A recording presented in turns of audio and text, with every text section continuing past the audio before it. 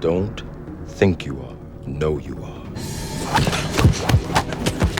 Come on, stop trying to hit me and hit me. 왜 네오는 이 말을 듣고 엄청난 능력을 발휘하는 걸까요? Do not try and bend the spoon. There is no spoon. 왜 숟가락이 없다고 하자 숟가락이 휘는 걸까요? 그리고 빨간 옷의 여자는 영화 속에서 어떤 의미이며 You're here to try to understand why you made it. The problem is choice. Choice is an illusion. Causality. 영화 속 대사와 장면들에는 어떤 메시지가 있는 걸까요? 이번 영상에서는 매트릭스의 모든 장면과 대사들을 철학, 심리학, 사회학 등을 이용해 1초 단위로 분석해 보겠습니다.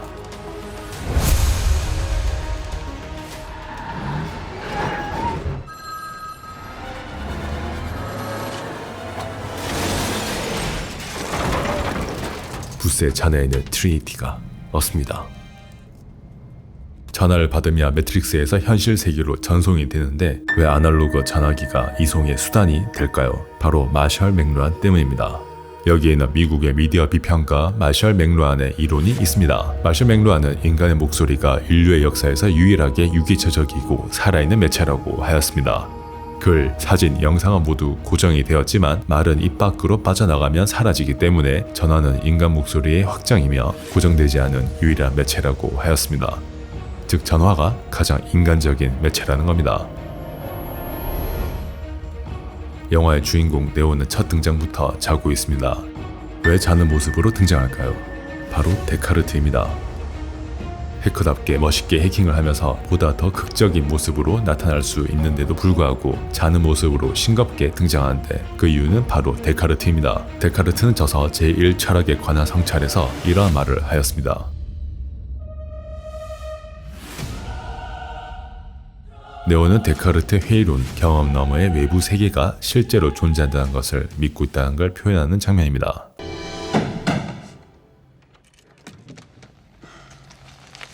네오의 방 넘버는 101. 왜 그의 방 호수가 101인 걸까요? 바로 소설 1984입니다. 조지 오웰의 디스토피아 소설 1984에서 주인공 윈스턴이 사상경찰에게 고문을 당하는 방의 번호이기도 합니다. 1984의 세계가 빅브라더라는 거대한 시스템 하에 지배를 받듯이 네오가 있는 세계도 매트릭스라는 기계 시스템 하에 있다는 걸 상징하는 번호가 101입니다. 네오가 디스크를 꺼내는 책의 제목은 시뮬라크르와 시뮬라시옹. 시뮬라크르는 무엇일까요? 여기서 장 보드리알의 철학 용어 시뮬라크르가 필요합니다. 시뮬라크르란 원본으로부터 복제되어 나온 또 다른 원본을 의미합니다. 예를 들어서 뽀로로가 있습니다. 뽀로로는 펭귄에서 출발을 합니다. 뽀로로는 펭귄이긴 하지만 진짜 펭귄은 아닙니다. 원본을 복제하여 나온 가상의 이미지가 원본과의 관계를 끊고 자신 스스로 생명력을 갖춘 상태, 이것을 시뮬라크르라고 합니다. 즉 뽀로로는 펭귄의 시뮬라크르입니다. 시뮬라시옹은 시뮬라크르의 동사형으로 복제품이 또 다른 원본으로 되는 과정을 시뮬라시옹이라고 합니다. 매트릭스 또한 시뮬라크르입니다. 매트릭스는 1999년을 모방한 복제된 가상현실이기 때문입니다. 시뮬라크르 그리고 시뮬라시옹. 정의만 알아두고 보드리아르의 철학은 이후의 장면에서 한 번 더 살펴보겠습니다.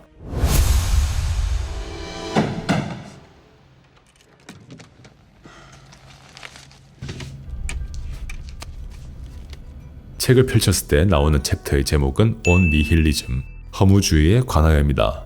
허무주의란 기존의 신, 구원 등의 절대적 가치는 없다고 보는 사상입니다. 니힐리즘 바로 다음 장면의 대사는 이렇습니다. Hallelujah.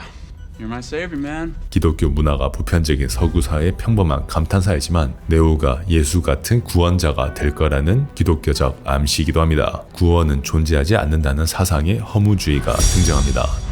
영화는 이런 식으로 모순과 양립적 대치를 무수히 많이 보여줍니다. You look a little whiter than usual. Were you not sure if you were awake or still dreaming? It's called mescaline. 그냥 넘겼을 이 단어 메스칼린. 그런데 메스칼린은 무엇일까요? 메스칼린은 환각 약물의 일종으로 바로 본질성을 의미합니다. 1953년 올더스 헉슬리는 선인장에서 추출한 향정신성 물질 메스칼린을 복용합니다. 그리고 8시간에 걸쳐 신비적이고 초월적인 환상 세계를 경험합니다. 이 경험을 바탕으로 인간 의식의 새로운 세계를 심도 있게 다룬 책이 지각의 문입니다. 헉슬리는 인간의 뇌가 생존에 필요 없는 정보를 걸러내어서 현실을 있는 그대로 바라볼 수 없기에 명상, 기도, 종교예식, 약물 등으로 모든 의식을 개방시켜서 사물의 그 자체를 보게 될 수 있는데 메스칼린이라는 약물로 사물의 본질을 보게 되었다고 이 책에서 서술하고 있습니다. 그래서 메스칼린이 등장을 한 이유는 올더스 헉슬리가 본질을 보게 되었듯이 네오도 본질을 보게 될 거라는 암시를 주기 위해서입니다. You look a little whiter than usual. Were you not sure if you were awake or still dreaming? It's called mescaline. It's the only way to fly.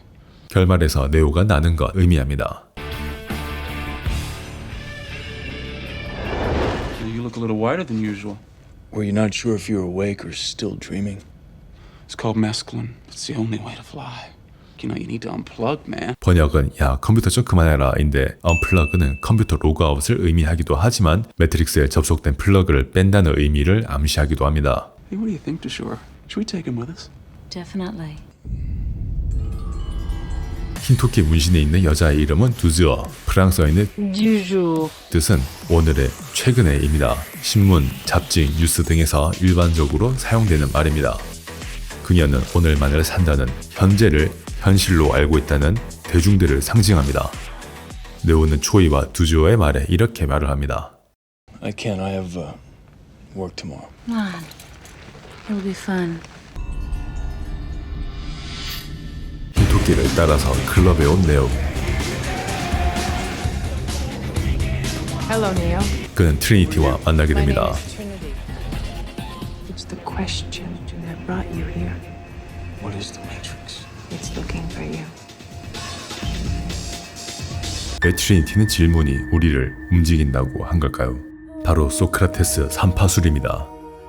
네오는 예수의 행적을 따라가기도 하지만 소크라테스의 행적을 따라가기도 합니다. 소크라테스는 삼파술이라는 질문법으로 상대방의 논리적 허점을 발견하는데 그가 질문을 하는 이유가 있습니다. 소크라테스는 델포이 신전에서 그대보다 현명한 사람은 없다라는 예언자의 말을 듣게 되고 이것이 그릇되었음을 증명하기 위해 정치인, 학자 등의 사람들을 만나 질문을 계속하는데 그러다 결국 그들의 논리적 허점을 발견하면서 무지함을 알고 있는 소크라테스가 현명하다는 결과에 다다릅니다. 매트릭스 1편의 네오 또한 끊임없이 질문을 함으로써 이 세상에 대한 허점을 찾고 가장 강력한 그로 탄생을 하게 된다는 복선을 표현한 장면입니다. It's the question that brought you here. What is the Matrix? It's looking for you. 네오가 다니는 소프트웨어 회사의 이름은 메타코텍스. 이 회사의 이름은 무슨 의미일까요? 바로 매트릭스입니다. 메타는 뒤에 넘어서 콜텍스는 피질. 그 외 회사 이름이 메타콜텍스인 이유는 인식 너머를 상징하는 겁니다. 인식 너머에 있는 것은 바로 인류의 뇌가 공유되고 있는 세계 매트릭스를 암시합니다. 회사에 지각한 네오는 유리창 청소부를 바라봅니다. 영화는 그냥 곧바로 회사 건물 외벽을 비춘 뒤 상사를 바라보는 네오로 컷 연결이 될 수도 있었지만 그 중간에 의도적으로 유리창 청소부를 넣었습니다.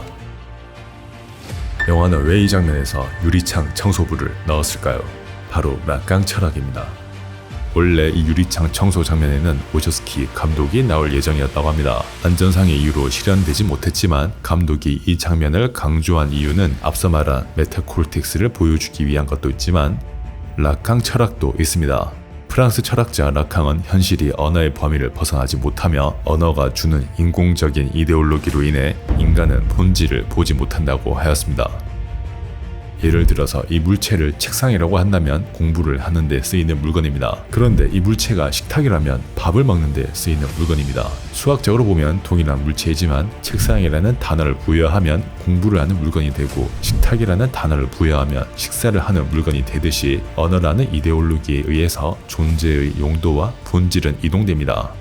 그래서 락강은 인간 사고에 기반한 언어이기 때문에 인간은 언어 너머의 본질을 보기가 거의 불가능하다고 하였습니다. 영화는 감독의 언어입니다. 각본, 조명, 촬영, 음악, 편집 등 모든 요소들이 제작진의 생각에 맞추어서 창조된 세계입니다. 인위적인 세계임에도 불구하고 관객은 있음직한 현실처럼 느끼며 몰입을 하게 되는데 영화 감독이 등장하게 된다면 몰입감이 깨집니다. 오쇼스키 감독은 의도적으로 이 깨진 몰입감을 주려고 했는데 그 이유는 우리가 보는 영화가 감독이라는 인위적인 존재에 의존되어 창조된 것처럼 현실 또한 인위적인 편집에 의해 창조된 부산물이라는 겁니다. 영화가 현실이 아니듯이 현실도 본질이 아니라는 겁니다. 대뇌가 인식하는 너머의 세상을 봐야 한다는 것입니다. 그래서 메타콜텍스. 후속 영상에서 이어집니다. 재미있게 보셨다면 구독과 좋아요 그리고 알림 설정까지 꼭 부탁드립니다. 그럼 지금까지 영화 보는 건대였습니다.